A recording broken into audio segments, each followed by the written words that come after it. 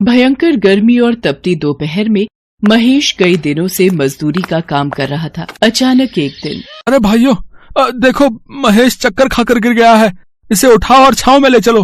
हम सबकी गलती है जो हमने इस सेठ का काम पकड़ लिया। कितनी बार तो कह चुके हैं कि दोपहर में जब गर्मी होती है थोड़ी देर काम रुकवा दें, पर यहाँ हमारी कोई सुनता कहाँ है। चलो भाई, फिर से काम पर लग जाते हैं, वरना सेठ जी आ गए तो दो बातें और सुना देंगे और पता चले कि हमारी पगार में से काट लेंगे। ये सब क्या हो रहा है, हैं? मैंने तुम्हें यहाँ काम करने के लिए रखा है या कि फालतू की बातें करने के लिए? और महेश, तू यहाँ लेटा क्यों हुआ है? काम नहीं करना क्या आज? या फिर आज के तेरे 100 रुपए काट लूं? सेठ जी महेश को काम करते हुए चक्कर आ गए थे, इसलिए हमने उसे छांव में लिटा दिया। तुम मजदूरों के सहारे अगर मैं ऐसे काम करने लगा फिर तो मुझे 2 साल एक घर बनाने में लग जाएंगे। महेश, अगर दोबारा ये गर्मी से बेहोश होने का नाटक किया तो मैं तुझे नौकरी से निकाल दूंगा। हाँ। महेश और बाकी मजदूर चुपचाप फिर से काम पर लग गए। अब वो लोग बीच में काम छोड़कर जाते तो सेठ उनके पैसे मार लेता, इसलिए सभी मजदूर उसके खिलाफ कुछ नहीं कह सकते थे। महेश काम करके शाम को सेठ से कुछ उधार पैसे लेने जाता है। अरे अंधे, तू पिछले 10 मिनट से पंखा बंद करके झाड़ू लगा रहा है, हैं? हो गई झाड़ू? अब जल्दी से पंखा चला और सामने कूलर का बटन भी खोलता जा और मेरे लिए बढ़िया सी ठंडाई बर्फ डालकर बना ला। चल जा। जी मालिक, अभी बनाकर लाता हूँ। कामचोर कहीं के, फिजूल की तनख्वाह खाने की आदत पड़ गई है, हैं? और एक काम नहीं करते, बताओ। हाँ महेश, क्या काम है? तू बोल। मालिक, कुछ पैसे उधार चाहिए थे। मेरे घर का पंखा खराब हो गया है और बिना पंखे के रात को बीवी बच्चों को बहुत गर्मी लगती है। अगर आप कुछ पैसे उधार दे देते तो मैं घर के लिए एक नया पंखा खरीद लेता। तेरा दिमाग खराब हो गया है? मेरे पास इतना फालतू का पैसा नहीं है जो मैं तुम सारे मजदूरों पर उड़ाता रहूं। मुझे भी अपना घर चलाना भाई। और तुम लोगों को क्या गर्मी लगेगी? तुम तो वैसे भी खुली हवा में सोने वाले हो। आजकल इतना अच्छा मौसम है, बाहर आंगन में चारपाई डालकर सुला दिया करो बीवी बच्चों को। मैं पैसे उधार नहीं दूंगा। तेरा क्या भरोसा, कल तू बीमार होकर घर पर बैठ जाए तो मेरे तो पैसे चले जाएंगे ना। और हाँ, बहुत दिनों से देख रहा हूँ तू काम बहुत धीरे कर रहा है। कल सुबह जल्दी आ जाना। महेश उदास होकर घर आ जाता है। क्या हुआ जमुना, ये पिंकी लेटी क्यों हुई है? और सोनू कहाँ है? पिंकी को उल्टियां हो रही हैं। सोनू बराबर वाले मेडिकल से दवाई लेने गया है। सारी रात गर्मी से बच्चे सो नहीं पाते हैं, इसी वजह से तबीयत खराब हो गई है बच्चों की। तुमने पंखे के बारे में बात की? तो थी, पर सेठ जी ने साफ मना कर दिया। ज्यादा जोर डालूंगा तो कहीं नौकरी से ही ना निकाल दे। ये लो माँ दवाई। माँ, बहुत गर्मी लग रही है और जी भी घबरा रहा है, थोड़ी सी हवा कर दो। पिंकी बिटिया, आ मेरी गोदी में आजा, मैं तुझे हवा करता हूँ। पता नहीं हम गरीबों के साथ ऐसा क्यों होता है। ये अमीर लोग हमारी परेशानी को क्यों नहीं समझते हैं। थोड़ी सी मदद कर भी देंगे तो उनका क्या चला जाएगा। और फिर उधारी तो मांगे हैं, तुम तो काम करके पैसे चुका देते। एक बार कल फिर कोशिश करता हूँ, शायद सेठ जी का दिल पिघल जाए। महेश एक बहुत ही गरीब मजदूर था। छोटे से कमरे का किराया, रोजाना की रोटी सब्जी, भला 200 रुपए रोजाना कमाने वाला एक गरीब महेश नया पंखा कहाँ से खरीदता। महेश ने सोचा कि वो दोबारा एक बार कोशिश करके देखेगा। महेश और सारे मजदूर काम में लगे हुए थे। बहुत देर से सेठ का कहीं पता नहीं था। क्या बात है महेश, आज तो सेठ जी कहीं नजर नहीं आ रहे, तभी माहौल में शांति है। सही कह रहा हूँ भैया, नहीं तो अब तक 10 बार आकर हमें टोक चुके होते। हो सकता है गोदाम में बैठे होंगे और पंखे और कूलर की ठंडी हवा खा रहे होंगे। क्या करूं, क्या सेठ जी से दोबारा पंखे के लिए पैसे मांगू? एक बार बात करके देखता हूँ। अब तो शाम होने वाली है, सेठ जी यहाँ तो आए नहीं है। मैं खुद ही गोदाम पर चला जाता हूँ। महेश गोदाम पर पहुंचता है तो उसे वहां पर सेठ जी दिखाई नहीं देते। तभी उसे सेठ जी के कराहने की आवाज आती है। अरे, ये आवाज तो बेसमेंट से आ रही है, यहाँ तो बहुत अंधेरा है। अरे सेठ जी, ये सब कैसे हुआ? आप यहाँ बेसमेंट में? महेश किसी तरह सीढ़ियों से सेठ जी को ऊपर लेकर आता है और सारे मजदूरों को बुला लेता है। तुम लोग यहीं सेठ जी के पास रुको, मैं किसी डॉक्टर को बुला कर लाता हूँ। महेश, सेठ जी ने हम सबके साथ इतना बुरा सलूक किया है, अब हम क्यों डॉक्टर को बुला कर लाए भाई? हैं? हमें क्या पड़ी है, हम भी घर चलते हैं, बोल देंगे कि हमें पता नहीं चला। किशोर, ये तुम कैसी घटिया बातें कर रहे हो? तुम्हें पता भी है इस वक्त सेठ जी की हालत कितनी खराब हो रही है? अगर तुम में से कोई नहीं यहाँ रुकेगा तो मत रुके, मैं सेठ जी को डॉक्टर के पास खुद ही ले जाता हूँ। हमें माफ कर दो महेश, हमसे गलती हो गई, तुम डॉक्टर को बुला लो, तब तक हम सेठ जी का ध्यान रखेंगे। महेश डॉक्टर को बुला लाता है तब तक सेठानी भी खबर सुनकर वहां पहुंच जाती है। सेठ जी बीपी के मरीज हैं। गर्मी की वजह से इन्हें घबराहट हो गई थी। अगर कुछ देर और ये बेसमेंट में रहते तो इनकी जान भी जा सकती थी। महेश, तुमने आज सेठ जी की जान बचाकर हमारे ऊपर बहुत बड़ा एहसान किया है। तुम ठीक कह रही हो कल्याणी। मैंने हमेशा इन सब मजदूरों के साथ इतना गलत किया। मैं इनकी परेशानी को कभी समझ नहीं पाया। महेश, मैं तो नाम का अमीर हूं, पर तुम तो दिल से अमीर हो। ये मुझे आज पता चल गया। मुझे माफ कर दो। उस दिन से सेठ ने अपना व्यवहार बदल लिया।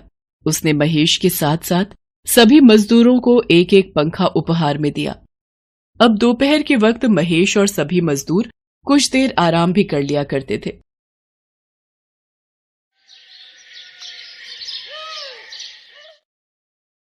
ये कहानी बुधिया की है, जो बहुत गरीब था। गांव के सेठ किशोरीलाल के यहाँ मजदूरी करके जो थोड़े बहुत पैसे उसे मिलते थे, उनसे घर का खर्च चला पाना उसके लिए बहुत मुश्किल था। बुधिया के परिवार में उसकी पत्नी काशी और 2 छोटे बच्चे थे। एक दिन जब बुधिया काम से थका हारा घर लौटा तो काशी ने उससे कहा, आ गया, बैठिए, मैं पानी लाती हूँ। काशी बुधिया को पानी लाकर देती है। बुधिया पानी पीकर कुछ सोचने लगता है। वो बहुत उदास दिख रहा था। ये देखकर काशी ने उससे कहा, क्या हुआ जी, मालिक ने पैसे देने से मना कर दिया क्या? हाँ काशी, तुम तो सब जानती ही हो। मालिक के पास पैसा तो बहुत है, लेकिन दिल में दया नहीं है। मैंने कहा उनसे कि मुझे पैसों की जरूरत है, मेरे बीवी बच्चे भूखे हैं। लेकिन पता है मालिक ने क्या जवाब दिया? क्या कहा उन्होंने? बोले, तेरे बीवी बच्चों का मैंने ठेका नहीं ले रखा। भूखे मरते हैं तो मर जाएं। पैसे तो तभी मिलेंगे जब महीना पूरा हो जाएगा। एक तो वैसे ही इतने कम पैसे मिलते हैं, पूरा दिन मेहनत करने के बावजूद। ऊपर से मालिक का ये बर्ताव अब झेला नहीं जाता काशी। वो चौराहे पर जो मंदिर है ना, वहाँ आज भंडारा करवाया था किसी ने, तो मैं बच्चों को लेकर वहाँ चली गई थी। बच्चों ने अच्छे से खा लिया है। मैं आपके लिए भी खाना लेकर आई हूँ। नहीं काशी, मुझे पता है घर में राशन का एक दाना भी नहीं है। ये खाना बच्चों के लिए रख दो तुम। आपने कल से कुछ नहीं खाया है। इतनी मेहनत करते हो, कुछ खाओगे नहीं तो कैसे संभालोगे सब कुछ?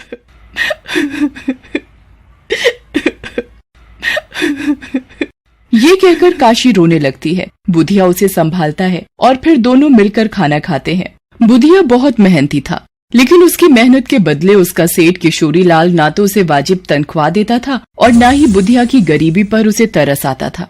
बुधिया कई दिनों तक भूखा रहकर काम करता था। इसी वजह से एक दिन वो काम करते हुए बेहोश हो गया। ये देखकर किशोरीलाल भड़क गया और बोला, अरे देखो तो जरा, हैं? क्या हो गया इस कामचोर को? अरे बिरजू, जरा नबज तो देख इस मनहूस की। मेरे आंगन में मर गया तो आफत हो जाएगी। बिरजू बुधिया की नब्ज देखता है और फिर किशोरीलाल से कहता है, मालिक, नबज तो चल रही है इसकी, लगता है बेहोश हो गया है। अच्छा, कहीं नाटक तो नहीं कर रहा? जरा पानी उड़ेलो इसके मुंह पे। बिरजू बुधिया के चेहरे पर पानी के छींटे मारता है। बुधिया को होश आ जाता है, लेकिन उसे बहुत कमजोरी महसूस हो रही थी। बड़ी मुश्किल से वो उठा और किशोरीलाल से बोला, मालिक, माफ कर दीजिए मालिक, पता ही नहीं चला कब आंखों के सामने अंधेरा छा गया। हाँ, काम के समय तेरी आंखें क्यों खुली रहेंगी? सुन ध्यान से, आज कई खेतों का अनाज घर पहुंच रहा है। उसे गोदाम में रख दे और रात में उसकी रखवाली भी करनी है तुझे, समझा? लेकिन मालिक, मेरे बच्चे, मेरी बीबी। हाँ, तो एक दिन घर नहीं जाएगा तो क्या सांसें रुक जाएंगी उनकी? साफ साफ सुन ले, एक दाना भी कम हुआ ना मेरे अनाज से तो तेरी खैर नहीं। ये कहकर किशोरीलाल वहाँ से चला जाता है। बुधिया ने किसी तरह धीरे धीरे अनाज की सारी बोरियां गोदाम में उठाकर रख दी। तभी अचानक तेज बारिश होने लगी।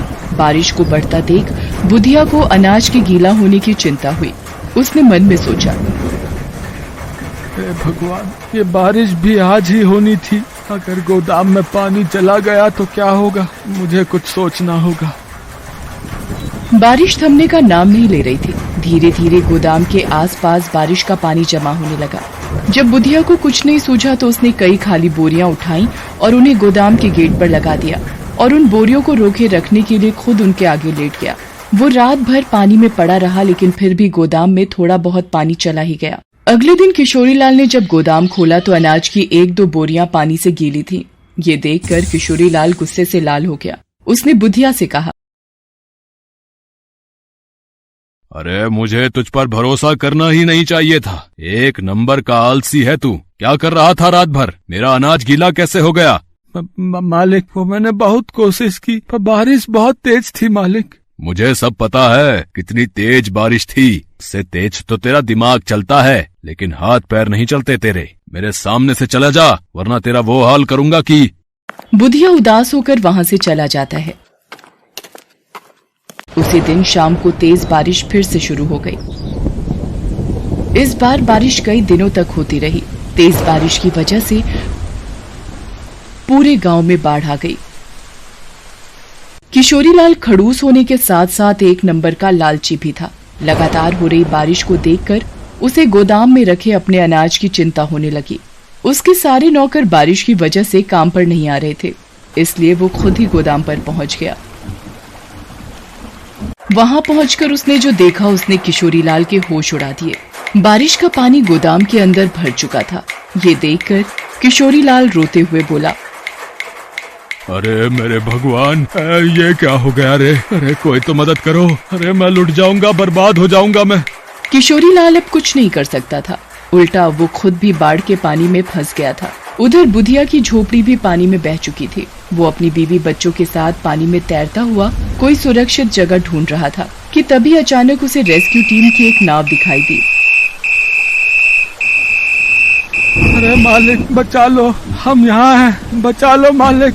रेस्क्यू टीम बुधिया के परिवार को बचा लेती है और सुरक्षा कैंप की तरफ ले जाने लगती है। तभी बुधिया को दूर से किशोरीलाल का गोदाम नजर आता है। उसे किशोरीलाल की हल्की सी झलक भी दिखाई देती है। वो रेस्क्यू टीम के जवानों से कहता है, मालिक, मुझे और मेरे परिवार को बचाने के लिए बहुत बहुत धन्यवाद। एक विनती और है आपसे। वो दूर जो गोदाम दिख रहा है ना, मुझे ऐसा लगा जैसे मैंने अपने मालिक को वहाँ देखा। उन्हें बचा लीजिए मालिक। रेस्क्यू टीम बुधिया की बात मानकर नाव को गोदाम के पास ले जाती है। किशोरीलाल पानी में डूबने ही वाला था कि तभी उसे बुधिया की आवाज सुनाई देती है, मालिक, मालिक, कहाँ हो आप मालिक? बुधिया, बुधिया। बुधिया किशोरीलाल को देख लेता है और फिर रेस्क्यू टीम की मदद से उसे बचा लेता है। फिर सभी लोग सुरक्षा कैंप पहुंचते हैं। सभी लोग सही सलामत थे। किशोरीलाल बहुत ही शर्मिंदा था। उसने हाथ जोड़कर बुधिया से कहा, मुझे माफ कर दे बुधिया, मैंने तुझे क्या कुछ नहीं सुनाया। तेरे साथ बहुत गलत किया मैंने रे, लेकिन फिर भी तूने मेरी जान बचाई। किशोरीलाल रोने लगता है। नहीं मालिक, ऐसा मत बोलिए। सब कुछ करने वाला भगवान ही है। सच तो ये है कि अगर आप काम न देते तो मैं और मेरा परिवार बहुत पहले ही भूख से मर जाता। बुधिया की बात सुनकर किशोरीलाल और शर्मिंदा हो जाता है। उसके बाद जब हालात सुधरे तो किशोरीलाल ने बुधिया की बड़ी मदद की। उसे रहने के लिए कमरा दिया और काम के बदले अच्छे पैसे भी देने लगा।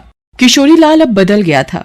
उस बारिश ने भले ही बहुत कुछ तबाह किया था, लेकिन साथ ही किशोरीलाल को एक अच्छा इंसान भी बना दिया था। Thanks for watching.